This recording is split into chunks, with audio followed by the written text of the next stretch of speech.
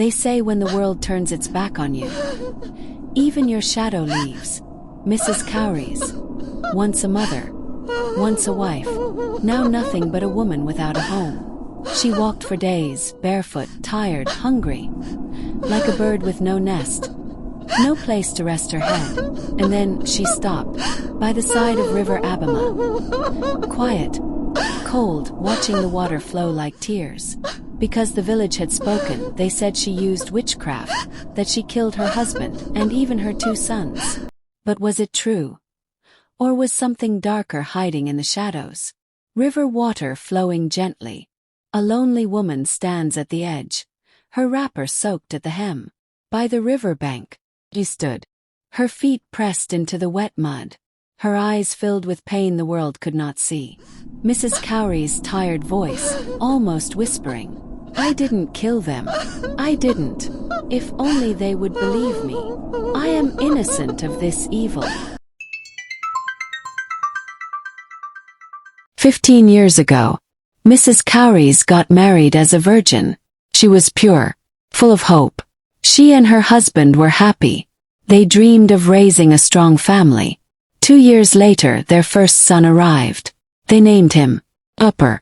And oh, what joy he brought. Not long Copper started to crawling, laughing, and taking his first steps. Copper was full of life. When he laughed, the whole compound laughed with him. 4 years after Copper started school, that day was something else. A day the village still talks about till now. Because what happened on Copper's first day at school was the beginning of a story no one saw coming. That morning, Mrs. Cowries held Copper's tiny hand, mother and son, walking side by side to school. But just as they got to the school gate, little Copper, only 4 years old, began to cry. "Mama, I don't want to go to school." "Why, my son?" "Mama, I don't like school. Please, let's go home." Mrs. Cowries knelt down, her voice calm, her eyes filled with love. "My son, school is a good place. Place to learn good things. Place to help you grow. To prepare you for your future. My son, you will love it," she said softly, trying to hide the worry in her voice. Reluctantly, Copper followed his mother into the headmaster's office. It was a beautiful office. 4 chairs, a shiny table, and books, so many books. The headmaster looked at little Copper with a smile and said, "Hello, my son. What's your name?" "Copper," he replied. "How are you today?" The headmaster, still smiling, took Copper to his class. But what Copper didn't know was that this simple walk would be the beginning of a journey no child should ever face. Little Copper stood at the entrance of the classroom, his tiny hands trembling, his eyes filled with tears. "Mama, I don't want to go to school," Copper cried so loudly. The sound echoed down the hallway, and then something strange happened. One by one, other children began to cry too. First 2, then 5. Then the entire classroom broke into tears. The headmaster stood frozen, then quickly rushed to the front of the class, waving his hands. Children, calm down please." But the tears kept coming. It was as if Copper's fear had opened a floodgate in the hearts of the others. And right there, standing by the classroom door, Mrs. Cowries knew exactly what she had to do. She sat beside her son, wiped his tears gently, and stayed with him the entire day, just to help him find his courage. 'Cause sometimes, all a child needs is someone who believes in them. 3 years later, another miracle entered the Cowries' home. A second son. They named him Constance. It was a season of joy again. Laughter filled their home, and Mr. Cowries couldn't stop smiling. He made sure his family lacked nothing. Food, shelter, protection, love. He shielded them like a lion would protect its pride, even from his own relatives. And that was where the trouble began. His family members began to resent Mrs. Cowries. They whispered behind her back. They stared at her with cold, empty eyes. but she smiled through it all. One quiet Saturday afternoon, Mrs. Cowries returned from the market, her basket full of vegetables, only to find someone waiting in her living room, Auntie Matter. She sat there, composed, watching. Mrs. Cowries smiled and greeted her. Auntie Matter, good afternoon. Oh, you didn't tell me you were coming. But Auntie Matter didn't smile. She didn't even answer. She simply raised her hand and quietly waved her off. But something wasn't right. That evening at the dining table, the air was cold, not because of the food, but because of the words. I can't eat with a witch, Auntie Matter said, pushing her plate away. Her eyes locked on Mrs. Cowries like fire. The children froze. Mr. Cowries was speechless. And Mrs. Cowries. She blinked back tears, but said nothing. The next morning was Sunday. The house woke up early. Mrs. Cowries prepared her family for church as usual. Clothes ironed, breakfast served, shoes polished. But Auntie Matter stayed behind. She refused to follow them to God's house. Watching. After service, Mrs. Cowries stayed behind to help settle some church matters. It was supposed to be just a few minutes. But while she stayed back, her husband and 2 little boys went home. And what happened next was the beginning of something darker, something no one saw coming. Back at home, Auntie Matter was already waiting. She had cooked a big pot of vegetable soup and freshly pounded yam. It was as if she knew Mrs. Cowries would stay behind at church.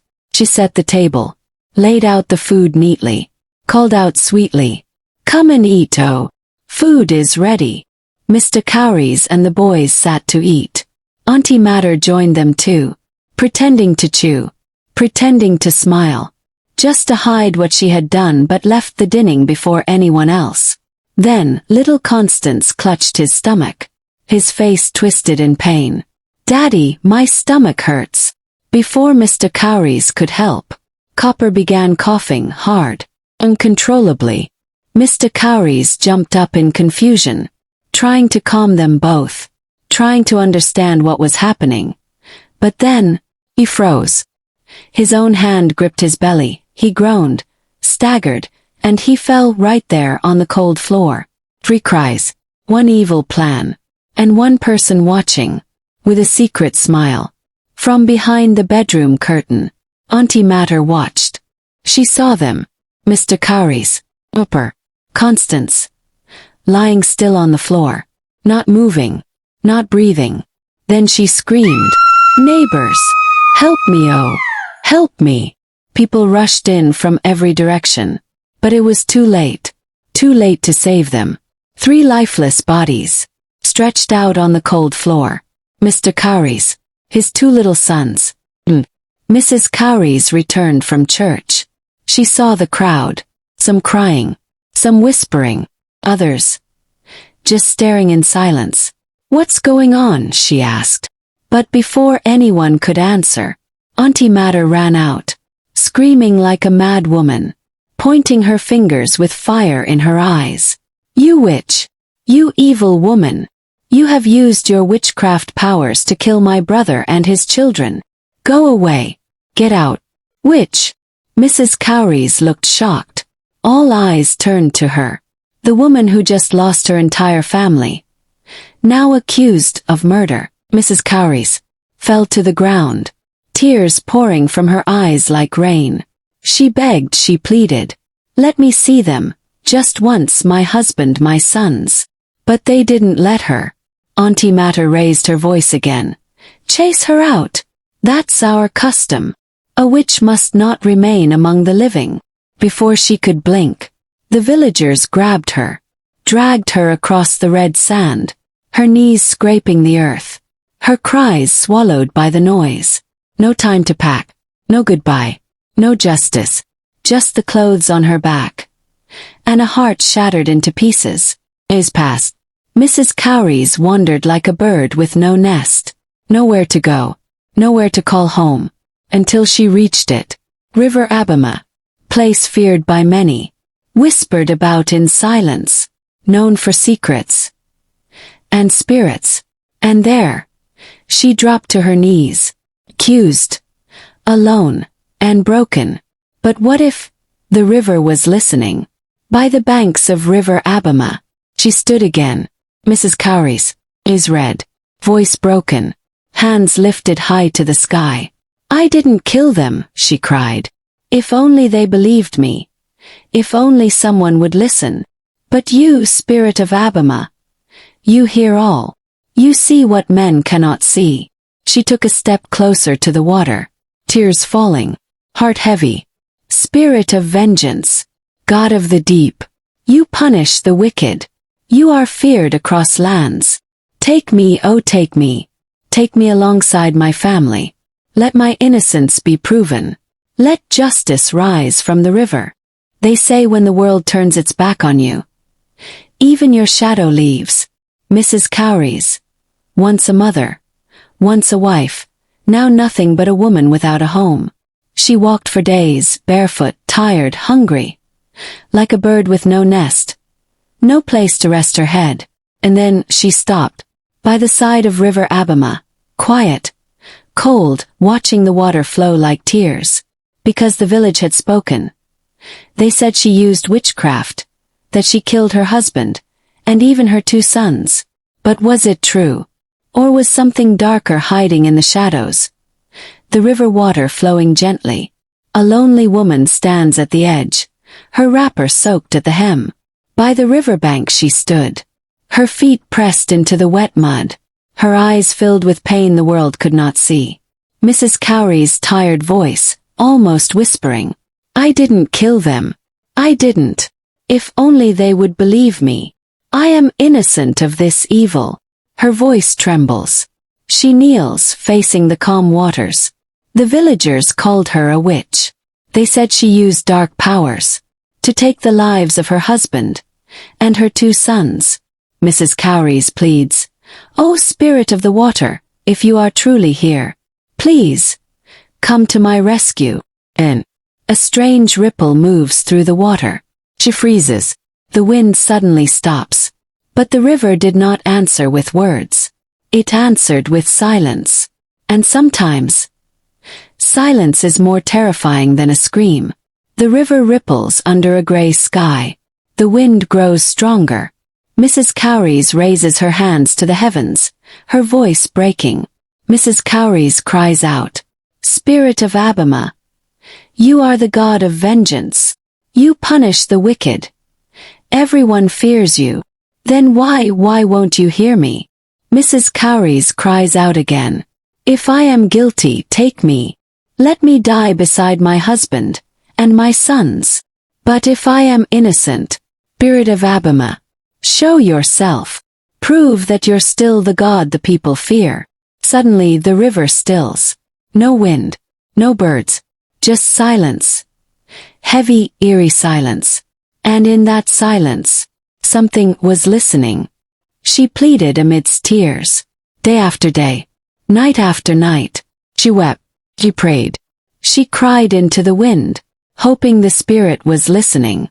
And then, something shifted. If this story has touched your heart, tell us what you think in the comment section below. Did Mrs. Cowries deserve this pain? What would you have done if you were Mrs. Cowries? Subscribe to support this channel. And hit the notification bell to be the first to know when the next shocking twist in this story drops. Until we meet again, stay connected and keep watching African Folktales by Chike.